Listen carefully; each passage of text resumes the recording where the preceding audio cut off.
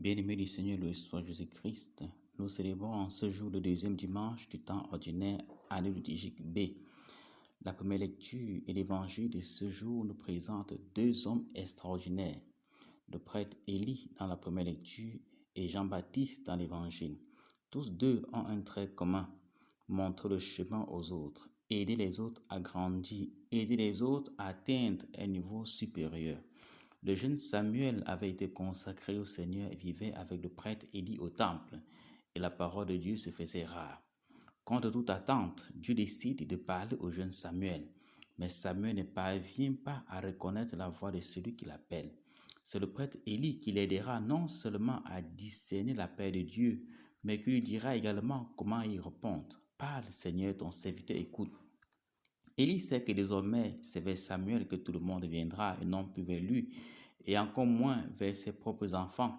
Mais au contraire, il est heureux, très heureux d'avoir aidé Samuel à grandir sans toutefois lui faire du chantage. Dans les maisons, nous avons des enfants qui ont été accueillis. Certains s'arrangent à maltraiter ces enfants, à faire des esclaves de leurs propres enfants. D'autres, comme le prêtre Élie, prennent soin de ces enfants, les traitent au même pied d'égalité comme leurs propres enfants. Ils sont fiers de les voir évoluer tout comme leurs propres enfants et même d'aller plus haut que leurs propres enfants. On ne sait jamais de qui viendra la délivrance d'une famille. Cette délivrance, qui sait, elle peut venir par l'enfant le plus méprisé, par l'étranger qu'on a accueilli avec amour ou par l'étranger maltraité et transformé en esclave. Dans le texte de l'évangile, Jean-Baptiste nous étonne une fois de plus en indiquant à ses disciples celui qu'il faut dorénavant suivre.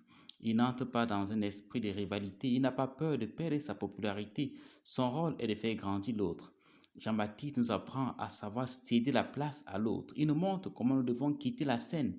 Nous devons préparer la place pour celui qui nous remplace. Il faut se retirer avec joie et être heureux de savoir que sans nous, les choses peuvent continuer aisément. Très souvent, nous quittons la scène avec beaucoup de colère et faisons tout pour nuire, pour saboter la mission de notre remplaçant. Très souvent, derrière les personnes que nous acclamons, se cachent des Élie et des Jean-Baptiste que personne ne voit, des personnes qui ont œuvré en silence pour faire émerger les autres sans revendiquer une contrepartie, sans faire du chantage, des personnes qui ont cru au potentiel des autres et les ont aidés à atteindre le sommet. De l'autre côté, on raconte des personnes totalement opposées à Élie et à Jean-Baptiste, des personnes qui font tout pour nuire les autres, des personnes qui assombrissent l'avenir des autres. C'est tout le monde qui veut devenir Samuel, c'est tout le monde qui veut devenir Simon, Pierre ou André, mais personne ne veut devenir Élie, personne ne veut être Jean-Baptiste pour les autres. Pour que notre monde ait des Samuel, des André, des Simon, Pierre, il faut qu'il y ait d'abord des Élie et des Jean-Baptiste. Malheureusement, c'est tout le monde qui veut être au sommet et surtout être le seul au sommet. Cet esprit fait naître des rivalités négatives, des complots et des meurtres. Il faut grandir en faisant grandir les autres. On ne grandit pas pour soi-même, mais on grandit pour faire grandir les autres. La véritable grandeur n'est pas dans l'extension horizontale de notre puissance. La véritable grandeur consiste à rendre grand celui qui était petit tout en restant dans le silence. Loué soit Jésus-Christ.